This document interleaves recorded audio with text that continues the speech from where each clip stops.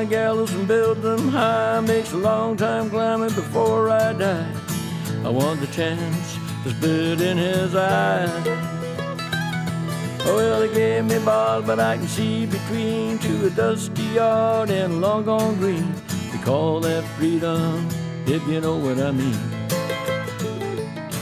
Hello everybody, welcome to Longbangers. This is episode 65. I'm Matty. I'm joined by the usual gang tonight. John, how are you doing? We'll start with you. Don't normally start with you, so how are you? I'm alright, move on. It's a good start, eh? What's wrong? Don't know, just not feeling it the last couple of days. Probably Sunday plays a part, but Are you decorating at the moment, John? Because that room looks a little bit suspect rapey. Aye. This isn't my sex dungeon. This is my office, but I'm getting the back wall and the ceiling. It's just been plastered, so this is going to be my office come Hibs room. So in a few weeks' time, I've recently had Remember I told you about the seat that I acquired from Hampden, smuggled out. Aye. So I've managed. I've got it framed. Acquired, Brian. Acquired. Aye. So I've got it framed. And it's going up in the wall alongside my shirt and a couple of pictures and a few other bits of Hibs memorabilia. So hopefully you'll have a better backdrop. I might, do you know that might actually just go right in view of the webcam. Just have it behind me for the next few episodes. Oh, I'm a wee bit down in the dumps as well, John, to be fair to you. I've not had a good sleep. It's like, keep having this recurring nightmare that I'm a horse. It's been about 5 or 6 nights on the shop. Anyway. Right, we've also got Craig. Craig, how you doing? Aye, I'm sound. I can't follow that, can I? Jane's just come through the kitchen, just shook her head at me. Shut the barn door. Carrot and a sugar cube. And Brian, how you doing? Aye, fine, thanks. Aye. Good. All right, so we've got Sunday to talk about, and then also we'll touch upon our new signing, Jamie Murphy, who kind of arrived out the blue, or from the blue, I suppose, at the weekend and featured on Sunday. So, who wants to start on what happened on Sunday? Craig, we'll go to you first. What was your take on the game? I binned it. What was it, 65, 70 minutes or something? I texted and said that I binned it. I was over at the at my in-laws' house and watching it on my phone. And in the first half, I thought we weren't too bad. There was a few chances here and there. Just didn't take them. Doyce had one skied over the bar. But I thought no team really looked... I think, if anything, really, I would maybe push the boat out and say that we looked like we might have nicked a goal or whatever, up until obviously the penalty. But then after that, it was just your standard Hibs Aberdeen, where they've got a goal out of nothing, where they didn't really look like scoring, and then they've put 11 men behind the ball and just basically nullified us into nothing. It's just shite. It's just, I mean, I don't know. It's hard to talk about when it was. I'm trying to say something that's kind of productive here or constructive or whatever, but I've got nothing. I mean, the only thing that I can take from it is that football fans are fickle. I thought the aftermath of it was wholly uncalled for. People saying that, the happy clappers and all that coming out when people, what was it somebody said, when they don't have high standards or something like that, or they don't want high standards. Of course you want high standards, but you're always going to drop points, aren't you? And I had this argument with my dad, actually. He was saying that it was really, really poor. And don't get me wrong, it wasn't the best performance. I thought we did create opportunities, we never took them. But the second half, I thought it was more down to the fact that Aberdeen put 11 men behind the ball, played really well defensively, and just stopped us from being able to play. I don't think the fact that we lost Gogic due to the false positive helped us, and that's not a reason why we lost the game. I thought he might have been able to break it up a little bit and give us something. I think bringing the new signing in, Jamie Murphy, who never got a day training with us because of the whole COVID thing. You know, people were maybe expecting far too much of him. I thought he looked comfortable on the ball, but he didn't know the style we played or where we wanted him to play. There was just so much that didn't quite happen, but I don't think it's something that we need to really kind of panic about, if you know what I mean. I think Jack Ross said it in his interview where he was like, if we'd have lost the first game of the season and then got the points tally that we have afterwards, we'd have been going into the break like, oh, this is brilliant, we're on the up. Like, you know, it's just, I think it's just kind of wrong time and wrong fixture. That's about as much as I can get out of it, so please don't ask me anything else from here on in. John, might be next week to ask you first. Are you sure? Aye. There's quite a lot to chew through there, Craig, that you've given us. John, what was your take on it? Craig picked up on a couple of things there that I wanted to talk about, because I think part of my bad mood since Sunday comes from some of the comments from fans after the game. So, Craig, you mentioned things like happy clappers and you'll see stuff at the same time like bedwetters. I absolutely fucking detest that chat, because I think it just nullifies any proper conversation or debate about the football that actually took place. If you're a bedwetter, you're flapping. If you're a happy clapper, it's just you kind of seem to be glossing over what may or may not be cracks or whatever. The way my perspective of the game was that for the first 38 minutes, I thought we were doing well. Aberdeen got their penalty, and then the remaining 52 minutes where Aberdeen we just couldn't break them down. And I don't think the fact that we weren't able to break them down is indicative of any sort of problems that Hibs have. Whether it's, you know, there's a lot of people that have talked about like someone's missing in midfield, or, you know, we're missing a striker or whatever. Like, Aberdeen are a good side. Like, I was having a look at some of the stuff, because you started to see, like, maybe, you know, the knives getting sharpened for Jack Ross, but people were definitely having a wee rustle about in the cutlery drawer just to try and find one. But, like, I was looking at Aberdeen, and since, like, Derek McInnes has been in charge since 2013, and in that time they finished third, second, fourth. And the football might be eye bleeding, and it might be horrible to watch. But Derek McInnes has made Aberdeen incredibly hard to beat, unless they're coming up against Rangers, to be fair. In that time, Hibs have had Butcher, Stubbs, Lennon, Heckingbottom, and now we've got Ross. And we've had such a mixed bag in terms of league finishes. Never mind league finishes, but the league that we're in. We had Graham Matthew on the other week there, and he was talking about Hibs DNA. Like, we need time to have that properly built in, rather than chopping and changing managers and personnel. Like, a lot of folk talked about, like, the fact that we missed Gogic at the weekend. I don't think that we missed him that much. And that's not to say that Hallberg was far, far better or Hallberg was far, far worse. For those first 38 minutes, Hibs were doing really well. Allen was having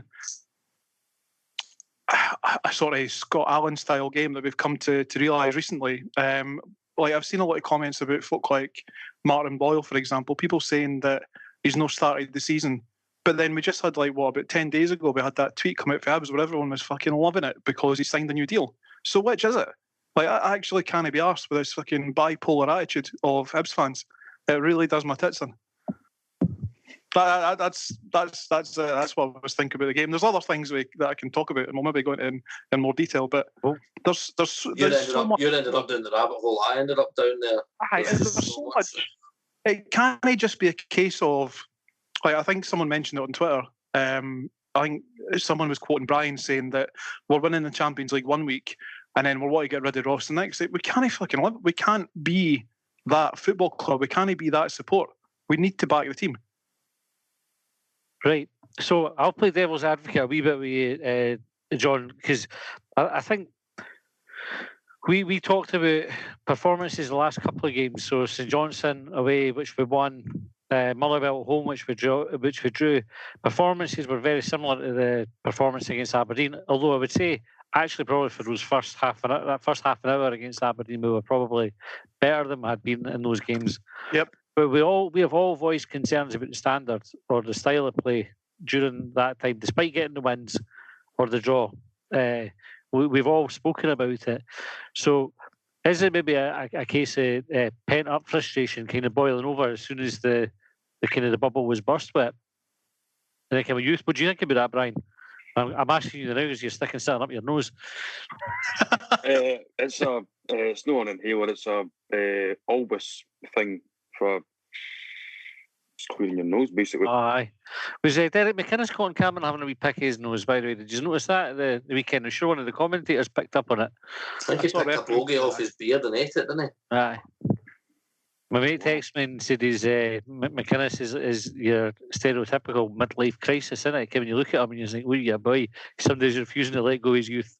I know the feeling. I'm not going to criticise him.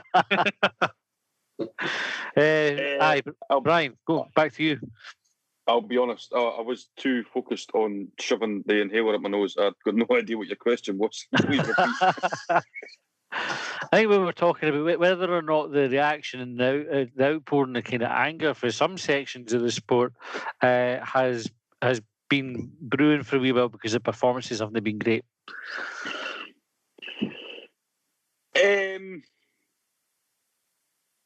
Aye, definitely. That's got a part to play in it. But to flip it round the other way, if Hibs had won 1-0 because of a comedy penalty, we would be proclaiming Jack Ross as the Messiah, and we would be saying that Hibs are going to win the league.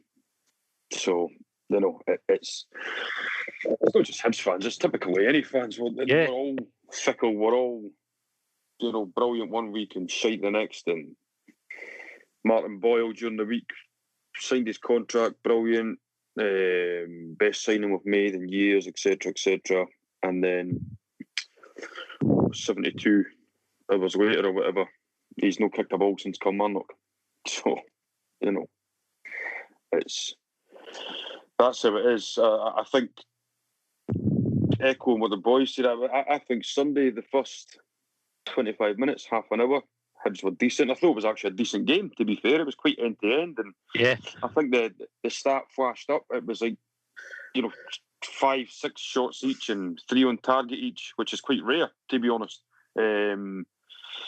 I haven't only played sort of half an hour, but at the end of the day, I think we got beat because we got Aberdeen. Essentially, as soon as they got their goal, you're in all honesty, you could have just turned your telly off there and then, because that was game over as soon as he scored. You knew they were going to do what they were going to do, and unfortunately, we never had anyone in midfield performing to their capability. And I think it was quite telling that quite a few times during the game I noticed Ryan Porteous, when Marciano had the ball at his feet, Porteous was racing towards him to get the ball off him, but there was nobody showing in midfield for the ball to take it, to link the midfield to the attack. And in the end, we played right into Aberdeen's game plan and we just launched balls at Doidge's head. Now, as good as he is in the air, I don't think Aberdeen have got a player below 6'2", so he just got eaten up. And Aberdeen played us like a fiddle, and we unfortunately didn't have the answers. But that's football. Well, Sunday we were great, and we were going good guns, and we were winning ugly, and it was brilliant. And this is a different Hibs. 7 days later, we're shite. Recruitment's terrible. What's happening on the commercial side? Is Jack Ross a one-trick pony? Martin Boyle shite. What does Hallberg actually do? Just, oh, Jesus, fuck. Give me a break. All of a sudden, after Horgan's gone, he's the answer that's been sat on our bench for the past God knows how long. What would they let him go? Jesus Christ. It's a funny thing, right, with that whole reaction, because you're spot on with it, and it's kind of natural that football fans do that, I suppose, isn't it? Like football brings out the emotion in you. One of the things that I remember thinking on Sunday was when you saw the team, and obviously Gogic was out for the reasons that he was out. The team hadn't trained, but you're looking at Newell, Hallberg, and Scott Allen, and thinking there's 3 guys with a real opportunity to show that they're at the level that Hibs want to be at, which is ahead of Aberdeen, because we want to be like the best of the rest. But then, I suppose, shouldn't really be setting our bar behind Aberdeen. We want to be better than them. I don't think any of those three in particular stepped up to the plate and took responsibility in the way that they needed to do. All three of them will be kicking themselves at a missed opportunity there.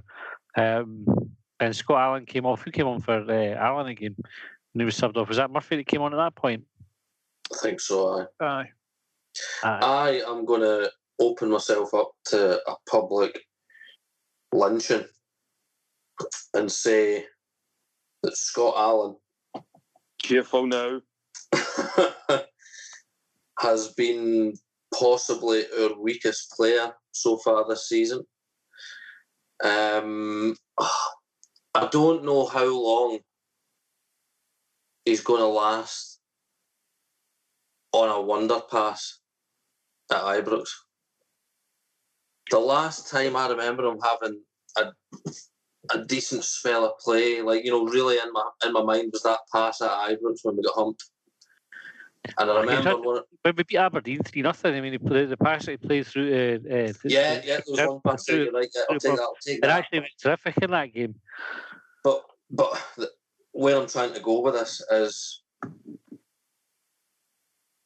it's either we're not playing the right formation or basing the team around Allen, who is one of these people that can be a playmaker and can be unreal, but you stick him anywhere in a midfield, he can't make a tackle. I don't know any other way to put it. I'm sitting there watching it, and because I've clicked on it, and I'm sure other people probably have as well, I'll watch him in a challenge, either for a second ball, somebody coming towards him, ball in the air, anything. And I honestly can't remember a time where he's either won it or even just won the ball and it's ended up going out of play and he's not been able to take it on. For somebody that's so enthusiastic about fitness and the gym, and you always talk about people need to be big, strong boys and all that, they need to build up and all that, you know, to play in the league. It just gets run through, and it winds me up, And don't get me wrong, I do like him as a player, because when he turns it on, we all know what he can do. He can play that pass, and when he's got the ball at his feet, he can take people on, and he's positive in that way. But surely you have to give something else on the defensive side, But I don't know if it's just me being nitpicky, but I was watching him that game, and he was just he was winning nothing, absolutely nothing. And I don't know if I'm just being too harsh because we've had a bit of a defeat, but I'm thinking nobody can be a passenger. Nobody can just be there waiting for that kind of one-trick pony sort of thing. Like, you know, you've all got to muck in and do your bit. And I just don't know. I don't know if he's just having a bit of a bad spell, because like I'm trying to rack my brain for games, you know, previous, to see if he had it and he's lost it, or he's been played in a different role, so he's not been expected to be that kind of defensive minded in the way that Jack. I'm not a tactician, so I'm not really too sure. People will be screaming at the podcast at the moment. He normally plays in I don't know, 10, 9? I don't know the number. You know what I mean? But I'm just watching him and I'm like, surely as a professional footballer, you need to be able to challenge it. You need to be able to take a ball and try and create something of your own, rather than wait for that one opportunity in a game to get the sports scene moment, like, you know. I think it's hard because Aberdeen did Aberdeen things against us. I mean, that was pretty much the way that they won the games. You knew as soon as they went ahead, they were just going to more or less shut up shop. And they did have a couple of chances. You know, it wasn't like they never attacked at all. But that's where you talk about players taking responsibility. I think if you look at the system we played, I couldn't criticise any of the players for their workload or their work rate. I think they all tried. People were trying to make tackles, and they were, you know, covering enough of the pitch that you thought, well, they were being competitive. But the bit that was missing was that responsibility. Look at McCrory for Aberdeen. He looked like a boy who wanted to win that game of football. If he was in a head strip, I think it's a different result. Aye, I think you're right. What else would have made a difference, Brian?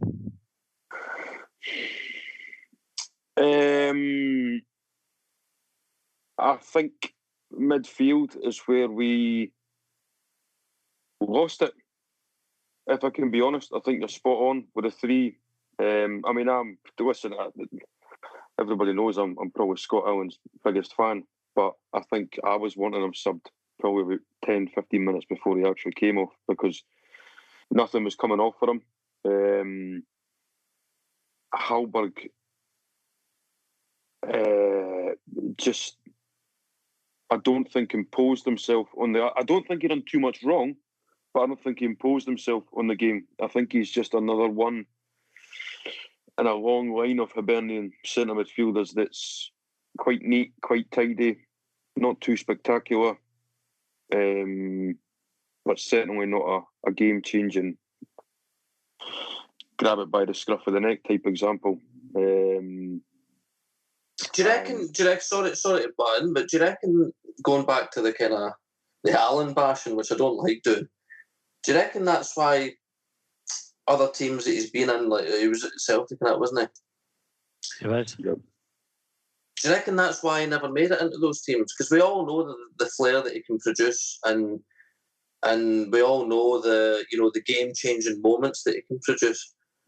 But do you reckon other teams? Because I think we said that Hibs was just a team for him. It works for him. It might have been the system we were working at that time, but do you reckon that's why he never really got played? Do you reckon people do see him from outside our kind of green tinted specs or whatever as that one trick pony? Maybe he is.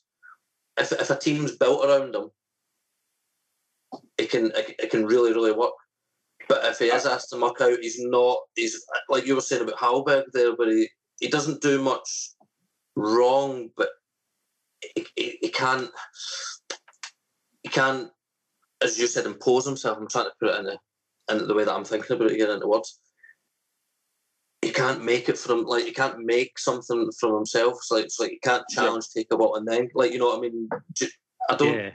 It's difficult, isn't it? Because he is a great player, but do you have to have a bit more? Because he's a match winner, isn't he? Sorry, John, on you go. Sorry, Brian. Was it you, Brian? Sorry, I thought John was to speak there. Sorry, it was you. Sorry. I think I've always said it about him. He starts every game for me, and he only comes off when he says he's want to come off.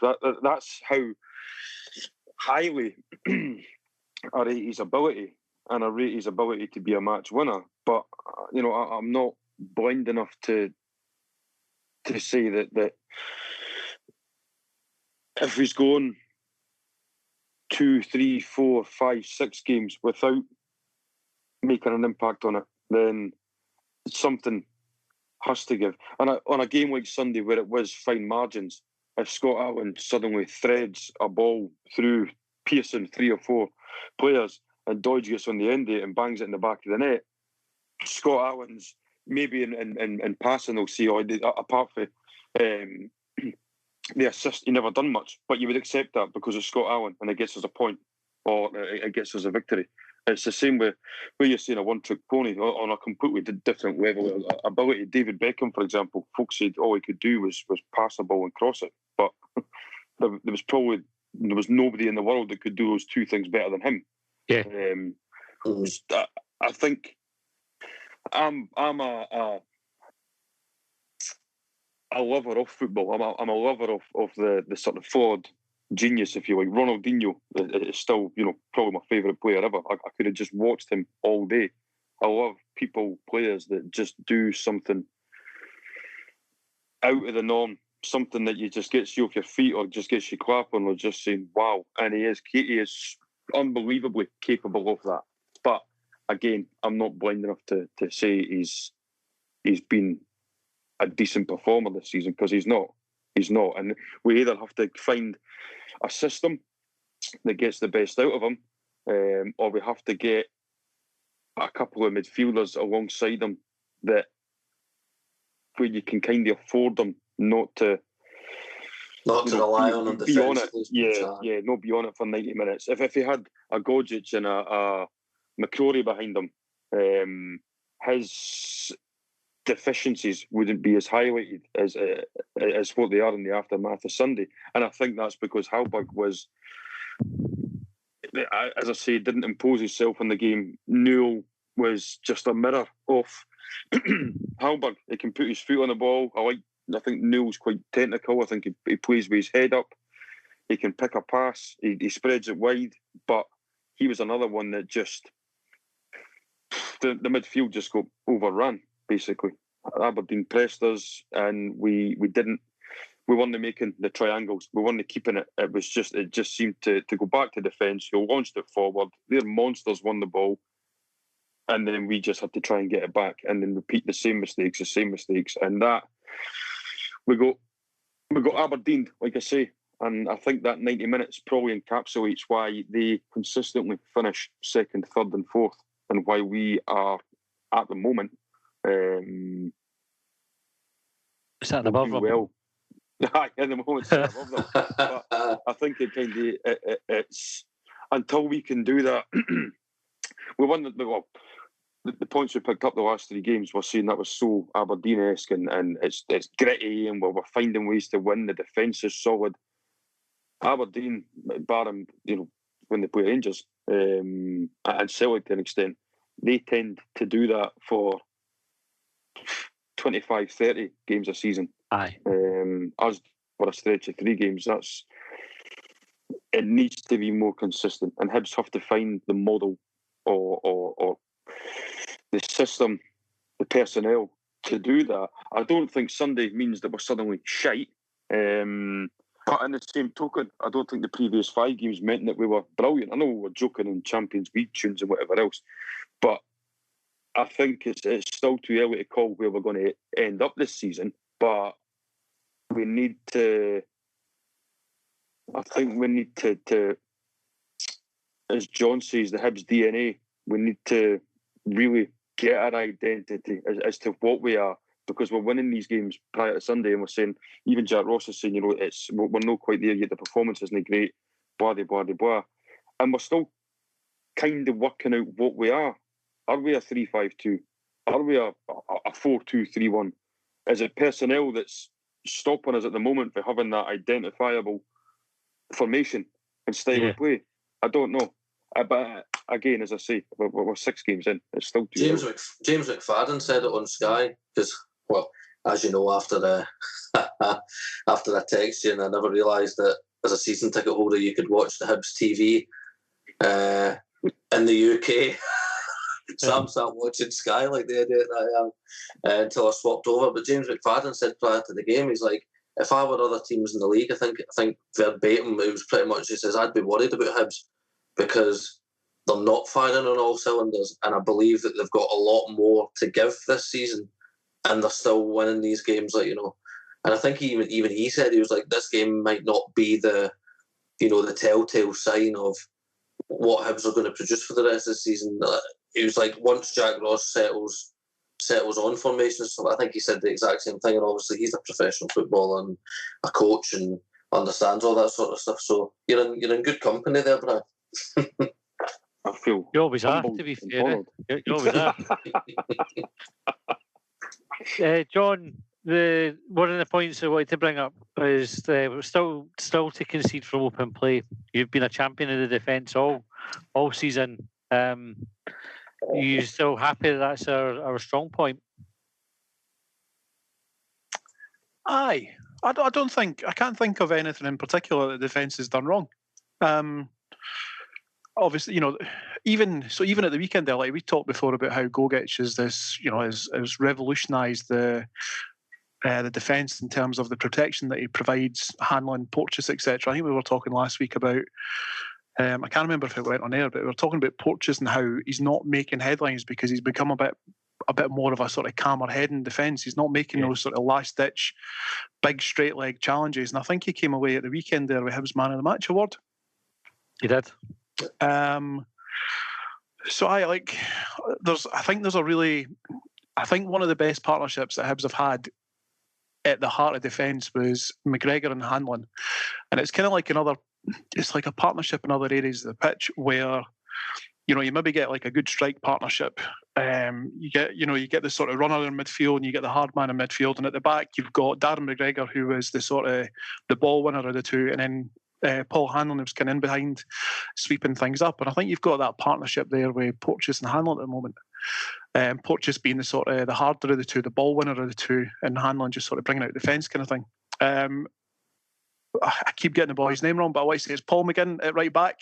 Yeah. He's just been solid and consistent, and actually it's probably to his disservice how sort of humble he comes across. Like, he doesn't really get any of the headlines, but he's just nicked in and he's grabbed a couple of balls, and at the weekend there he's set up an attack for Dre Wright. Then you've got on the other side, you've got Dougie Tripod, who's kind of bursting forward. He's getting a lot of the plaudits at the moment for just being the sort of young guy, the new face in the scene. He's kind of replaced the stalwart in Stevenson, and he's actually offering a hell of an attacking outlet. I had a comment from a mate of mine who suggested that maybe he could work on his final ball, but I can't remember anything in particular. I don't remember him really like hitting the byline or having to swing any crosses in, so I need to watch that again. But the defence is solid. It's a bit of a shite trophy, to be honest. Like still no conceded for open play. I think, what is it? Is it 3 goals we've conceded, 4 goals? I think, is it penalties and God knows what else? Penalties, free kicks.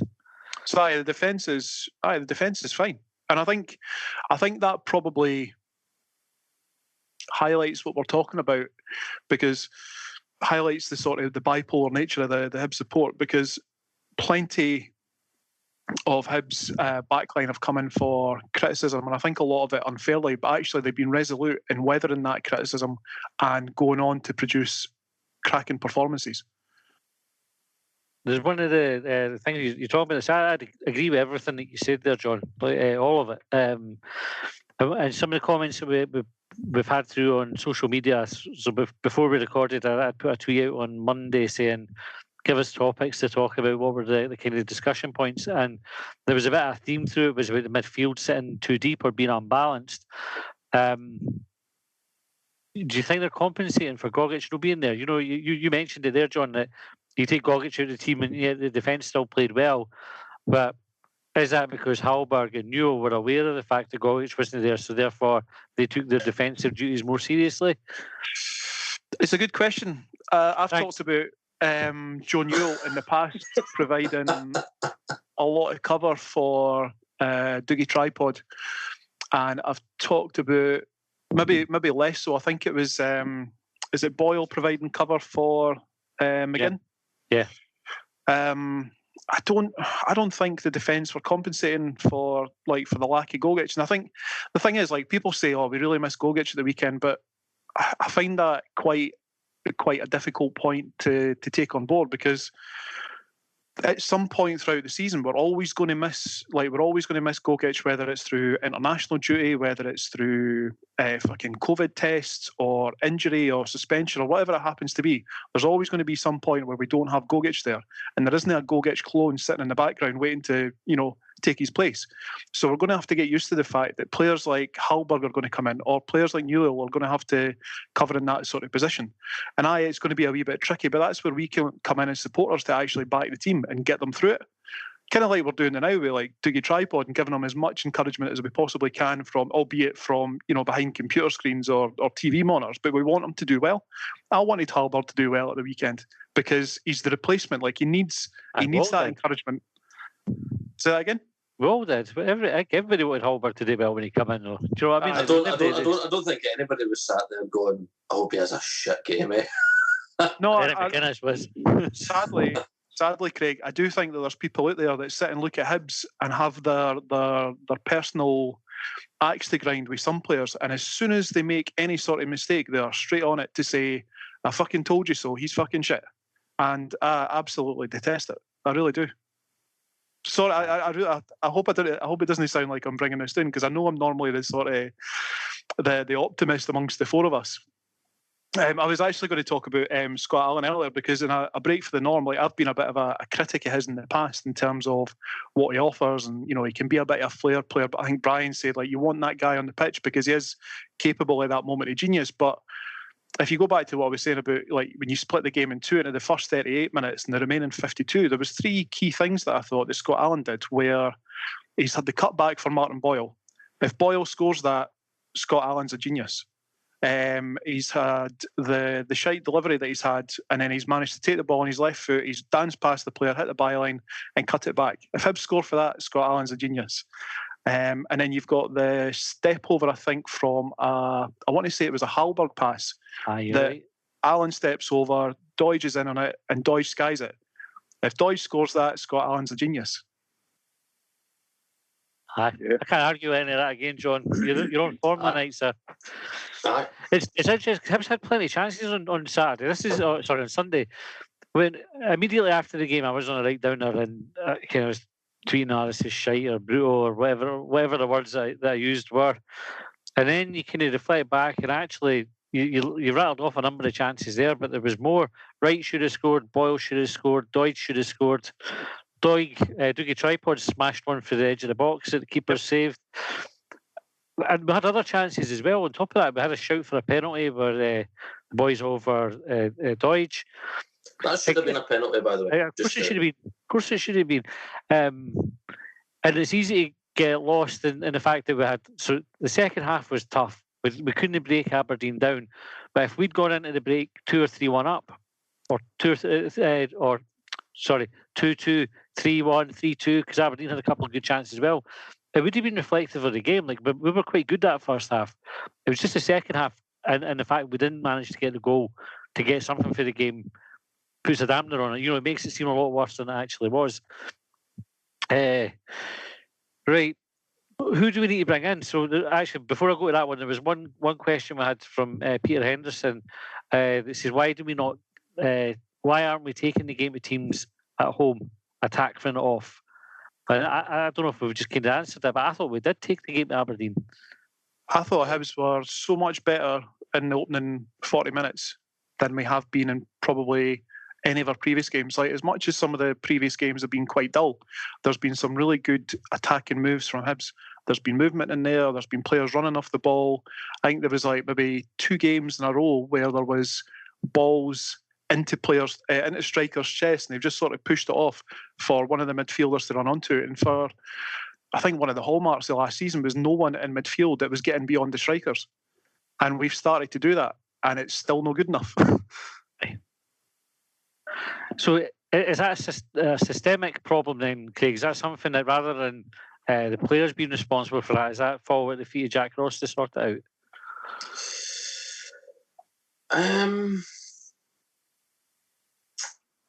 I think from what Jack Ross has been saying, I think he recognises that there's things that need to change, and he's willing to implement them. He's trying different things, and to be honest, I mean, I completely agree with what you said as well, Matty, just to make this podcast boring. So that we're not fighting each other. But I agree that when you look back on it after you've let it cool down a bit, the first half, what happened to the penalty, I didn't think we were that bad, really. We were all right. And it's the first time in a few games where I've been excited watching it. Like, you know, when Brian was saying, you're like, oh, and you're thinking, and you think, oh, we've got a good chance here. Aberdeen are a good team, but we're playing well. They're playing well. It's quite open. And we've just been suckered. I think Jack Ross understands that we're not creating as much as he would like, and we're not... I don't know if it's creating or if it's more just taking chances, or I think we need to remember as well that we're not just missing Gogic, we're missing Nisbet as well. We're kind of trying to play Martin Boyle in both a winger and kind of a striker role here and there. Either that or Doidge is up front on his own, and we know how many times have we said it, and I feel like I've been repeating this.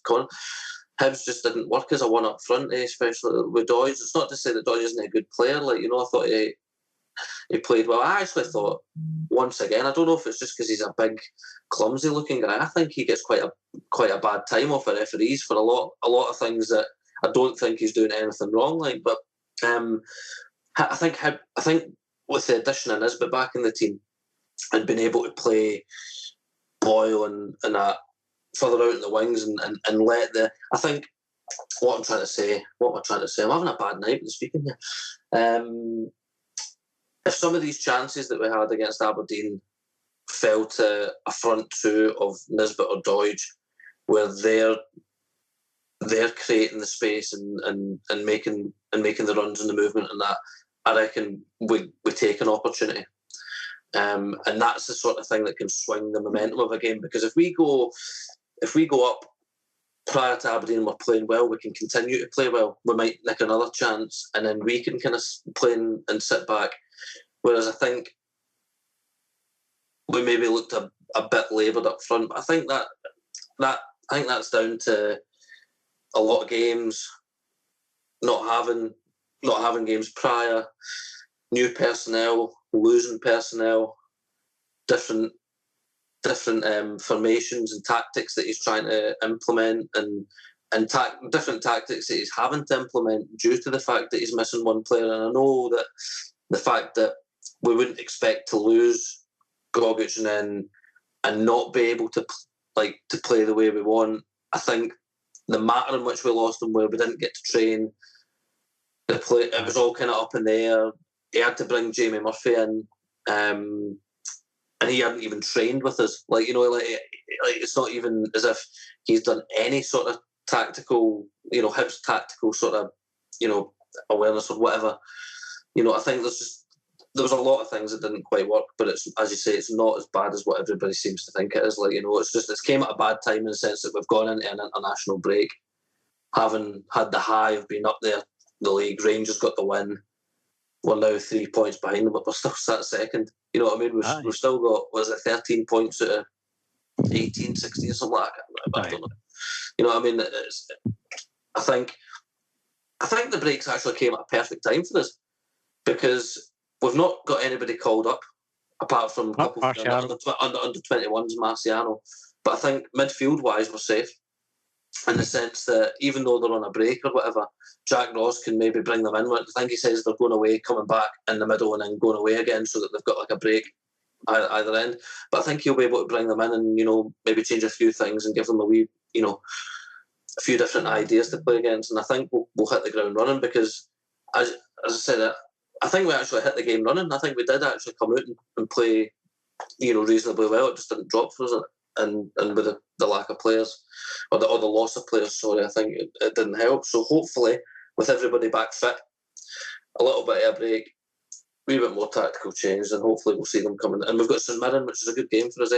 I think it's the first game back, isn't it? So if we come out after the break, and we beat St Mirren comfortably, there's a good chance that we're still sitting second.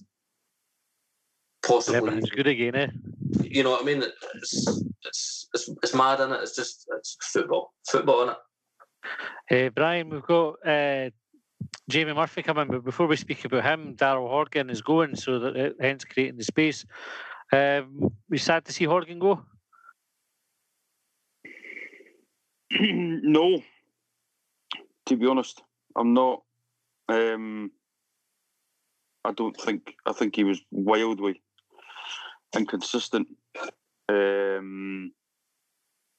Brilliant, the derby at Tynecastle, Livingston. Start of this season, had a decent game, but for some reason, I just didn't quite take to him, I must admit. And I'm not a good professional and all that, nothing against that. And I would never accuse him of not working hard enough or anything like that. It just wasn't, to be honest, he just wasn't for me. And in terms of Jamie Murphy coming in, I'll have to hold my hands up.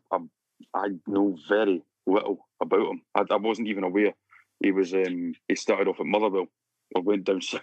I had no idea, and I normally pride myself on my football knowledge. But yeah, I'm sorry, I can't. Horgan, not sad to see you. Murphy, don't ask me anything about him. What about you, John? What do you think of is it an upgrade? No, based on what we saw on Sunday there. As much as I've been critical of people's reactions and whatnot, And, the players that we maybe overlooked who did do well, I don't think that when Murphy came on at the weekend there, I'm not really sure that I saw anything from him. And don't get me wrong, there was obviously the missed training session because of Gogic's false positive, which meant that Murphy wouldn't have been able to get any sort of tactical awareness or whatever. But that kind of makes me think that was maybe a poor decision on Ross's part. Why would you play a guy that you've not actually had a proper opportunity to say, look, this is what we're expecting from you? Or was it, was that the kind of thing that they talked about before the game?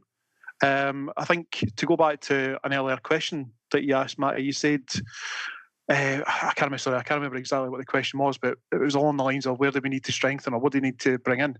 And I was thinking to myself, we probably need a striker, because if either Nisbet or Doidge were to become injured, then it looks like we're going to play one up front. But then I was thinking to myself, well, hang on, why are we reverting to playing one up front? Because we've got Jamie Gullen sitting there. Why not play Gullen and Doidge up front?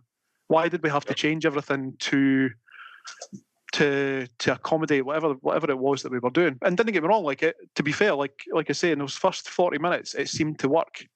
I really liked what Dre Wright was doing, because it almost seemed like him and Martin Boyle were kind of playing like a sort of dual winger role down the right-hand side. And Dre Wright was kind of buzzing about all across the front line as well. So I actually thought he was doing a hell of a lot. He looks really good, actually, now that you say it. Honestly, he's come in for a lot of criticism because of that, the ball that he squared rather than shoot. Yeah. And to be fair, I was looking at the time, what were you doing there? Because I think any one of us at any sort of level of football, if you're in that sort of position, you probably have a go. But I was watching it earlier, and I think what's happened is he's tried to cut it back and he's mishit it. Because you see it, if you watch the replay back and go into just backwards, forwards, he looks up and he's looking for Doidge. And I think he just mishits it. I think that's it. I think he was playing the percentages because Joe Lewis is coming out. You've got Doidge running in. You've got the defender there. It looked like it was a fairly easy tap in for Doidge, and he's just mishit it. Forgot about Dre. Sorry, I've gone off on a bit of a mad tangent. Matty, what was your question? I can't. Omiyonga was your answer. Who do we need to strengthen? Omiyonga. Sound about fish slippers. Jamie Murphy. Sorry, it was about Jamie Murphy. And what do I think of him? I hope he turns out to do well. It's a bit of a strange signing because the McCrory saga and Graham Matthew, when he was on, it kind of suggested that McCrory was maybe very close to being a done deal, and then he's up sticks and he's gone north. And I remember saying at the time that if the stipulation for Rangers was that McCrory couldn't play against them, and I thought that Hibs had done well. But then we almost seem to have done the same thing with Jamie Murphy. And I don't know whether that's because another team's come in for Horgan, but it's just a bit odd. But then also with the Matthew thing, it sounded like Matthew was hacked off that a player, whether it be McCrory or Ojo, was kind of going behind the back and not telling them what their intentions were. So I remember a lot of Hibs fans were kind of coming out and saying, "Oh, we should never do a deal with the Rangers and that again, never again," or whatever. Might have been nothing to do with it. The Rangers, you know what I mean? It could just be the fact that Hibs thought, McCrory's saying that he's coming here, done deal, happy days, and then Aberdeen have came in with an offer, and McCrory's went, "You know what? Fuck it, I'll go there." Aye. So it could all be on the player, but sorry, what was that, Maya? I've just button. Lost me again. Well, I was going to say we were talking about whether it was just because Horgan was going. That's where I was going to come in. Because John, you mentioned it is we've gone for Murphy because Horgan's moves come about, and I think going back to last week's podcast when we were talking to Graham, one of the things he mentioned was the different ways that players are kind of come into consideration or targets come into consideration. And so when the situation changes and we know we're losing a winger, then the challenge to the recruitment team is who's available that we can bring in. Yeah, that's fair. I reckon it's probably just the case that Murphy's situation at Rangers suited us and that he was going to be available. We could pick him up for no fee, take him on a loan for a season until he's out of contract, and then there's another season after that, isn't it, that we've got him. So I think he just ticked a lot of boxes for us. Actually, I'm like you, Brian. I couldn't really remember him. I had a vague recollection of him at Motherwell, but I couldn't really, he's not somebody whose career I've watched. But whenever we make a sign, I don't know if he's there, but you kind of plug into YouTube and put their name in and see what comes up. And if you watch some of his goals and assists, he's scored some crackers. Like, potentially will be quite an exciting signing for us. By all accounts, if it's anything to go by, a few of my Rangers mates got in contact with me, and I've seen a few comments on Twitter. Normally, if a player goes from Ibrox to Easter Road, they normally get, the usual, traitor and all that sort of business, and they get slagged. But I'd say the vast majority, 95% of the comments that I've been seeing is that they seem to think that we've signed a really good player, and he's unfortunate not to get a chance at Rangers at the moment. So hopefully, a bit of experience, a bit of a calm, level head on him. Hopefully, it comes to fruition and it works out. There's quite a few of them wanted us to take. There's quite a few of them wanted us to take Barker instead of Murphy. I think they would have preferred us to have taken Brandon Barker off their hands and left him with Murphy. Yeah, and he's playing at the moment. He's getting game time. Murphy has to be the oldest 31-year-old I have ever seen, and he's like the white Obafemi Martins. He didn't look well. The picture that they used for his signing, I thought, geez, the poor guy. He looks like he's. He sounds frail as well, doesn't he? Oh, he looked like he tested positive for COVID. I just can't wait to get out of the weekend and kick the ball with all my pals.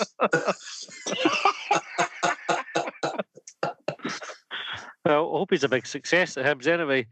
Right, I think we'll probably be ready to wrap up then for the evening. But I don't think there's anything that we were going to discuss that we haven't discussed. No doubt I'll remember something right after we finish. That's what normally happens. International break now, but what we might try and do is get somebody else on as a wee kind of guest for next week. We'll see if we can arrange that. If not, it'll just be us again. In the meantime, get your questions ready for short bangers. Send them in. Last week's really popular. We had loads of questions. Never enough time in the 20 minutes to get through them all. So get the questions in early. Just tweet us at Longbangers, and we'll record them all. In the meantime, thanks very much for listening. Craig, John, Brian, thanks very much for coming on, and we'll catch you on next week. Well, they trailed me down when I broke free. I drank all the whiskey in Tennessee.